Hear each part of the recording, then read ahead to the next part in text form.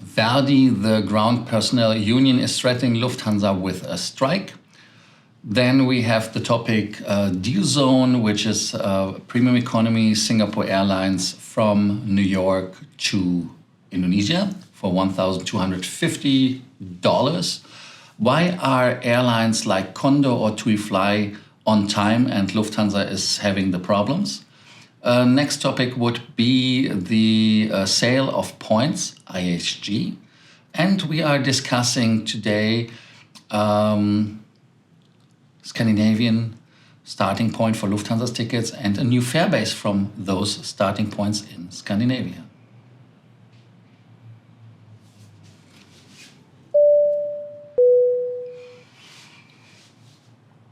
My name is Lars. I'm here to bring you more miles, more points, and more status.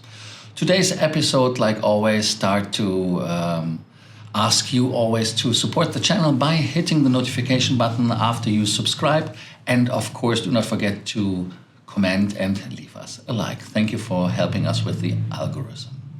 Another point, of course, I have to mention as well is the meetups. We have a meetup on the 12th of August in Munich, 13th of August in Frankfurt, and 14th of August in Berlin. If you want to join, in the show notes, there's my contact details. I will give you all the contacts.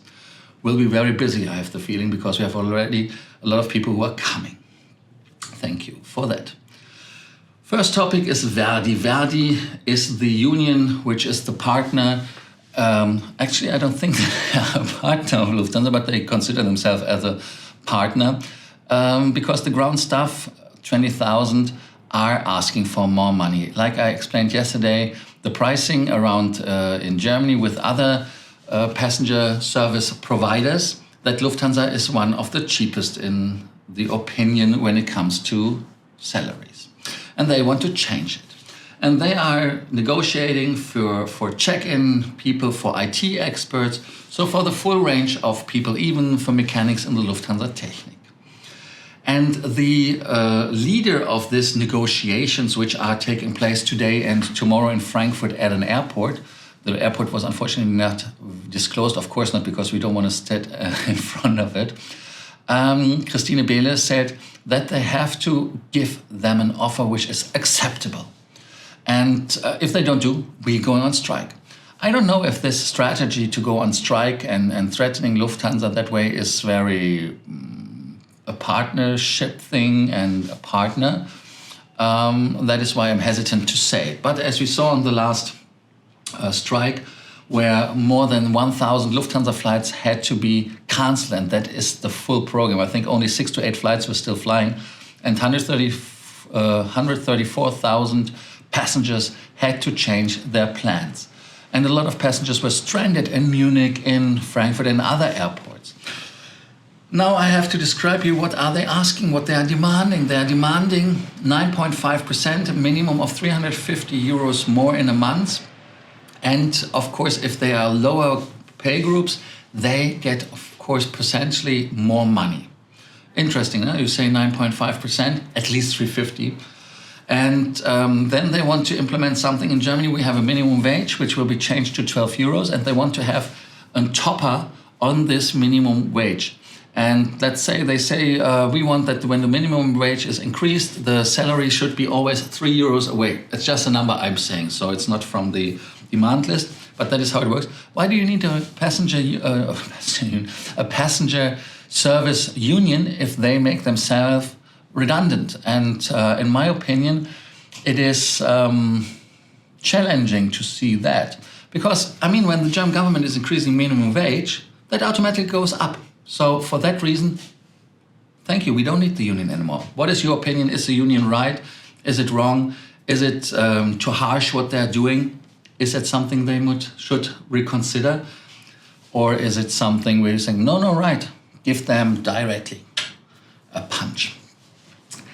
Anyways, TuiFly, Eurowings, Condor, that are airlines which have less problems. And when you see with the strikes of the ground personnel, other airlines, like the two or three I mentioned, do not have the problem. Even Eurowings, as a Lufthansa daughter, doesn't have this big trouble. And when you see the numbers in Munich, they had all flights happily leaving during the strike from Munich because stuff was coming. And the holiday or leisure carriers like Condor and TUI, they have flight plans which are really reliable. And TuiFly even said we do more flights. So how can they do it? Why they do not cancel? And the reason is, number one, as I say, we do not fire people during the pandemic. We kept our staff, we kept our personnel. And the other topic is, of course, Lufthansa has a different business model. Lufthansa is a network carrier. And Lufthansa is depending on the airlines. Morning waves means that they have to bring the people from all over Europe to Frankfurt, to Munich. For myself, I see it in Helsinki very clearly. In the morning at 6 o'clock, the flights are leaving to Frankfurt. And then you can get the wave out to New York, Los Angeles, to the East and West Coast in North America or other destinations. So they are dependent on this network, that everything is like little wheels going into each other, and that they are having this traffic. Other airlines like Ryanair, so they don't have this. So when you book a flight from A to C or to D, you can do that with Lufthansa via I, B, C, D. But if you want to fly with Ryanair or another airline, they have just a ticket for one destination. So for that reason, they don't have this problems with synchronizing everything. And of course, the system, the network system, is much more complex. And if things are getting complex, it makes you more headache to get everything turning and moving as it should be. Lufthansa says that flying has to be carbon neutral. And the airlines have the Fit for 55. They say that until 2050, they want to be carbon neutral.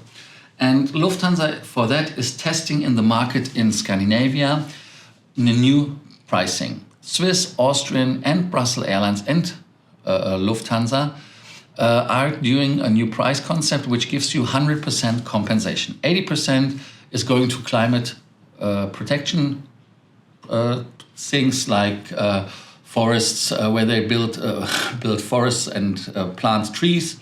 And 20% is done by the sustainable aviation fuels, the SAF, the sustainable aviation fuel. That is what it is, SAF. And on Tuesday, they started this price, which is called the Green Fare. This is accepted in economy class and business class and available there. And I will give you an example. When you, for example, fly from Copenhagen to somewhere in the world and you buy a ticket, and the ticket is 1,000 Danish crowns, in economy light, it would be 1,280 in economy, 1,550 in economy green, and 1,550 in economy flex. So we had 3 prices.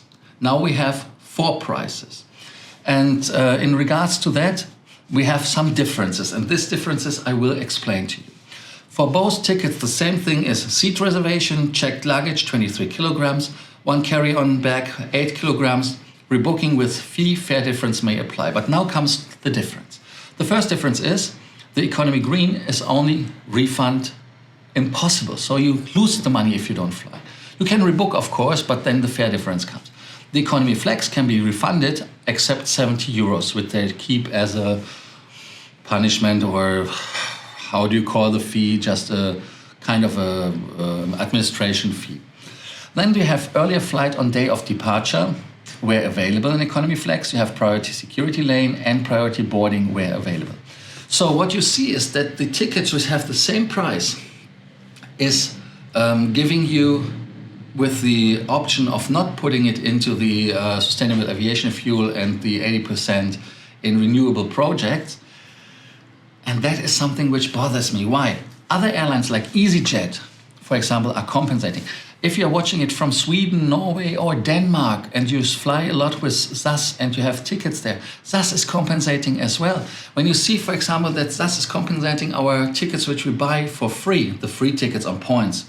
It's not so free, we pay with points. We pay there 40 euros for a return ticket as fees. In Lufthansa, you pay a couple of hundred if you fly to the US. So there you see the difference, and it's still not compensated, but SAS does compensate. Why do we have to pay it? EasyJet is compensating. Since 2019, they are putting it in projects. So why is Lufthansa charging us for it and giving us a inferior product? Why do they just not say, okay, economy flex is the ticket where we compensate for you and you cannot choose it? Why do you want to push us into the corner?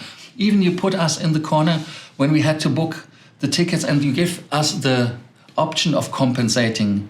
And that is something which I do not appreciate, because I think that is greedy and that is something which is not honest, maybe.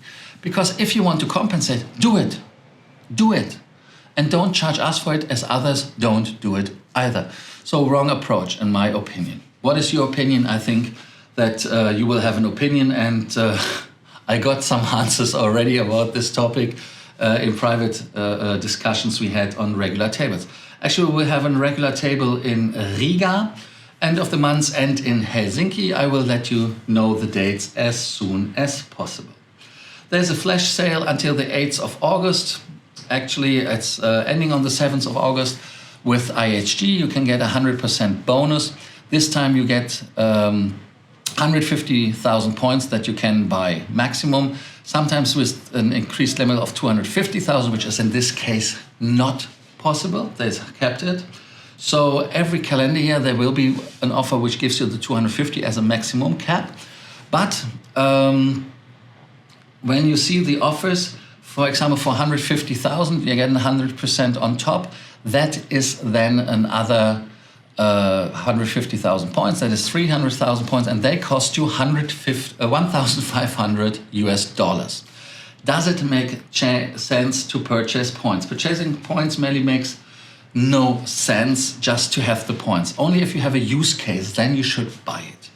And the other problem with IHG is they changed from their pricing to an cash price for the night pricing, which is now based on it. So it's not anymore a fixed price, it can go up.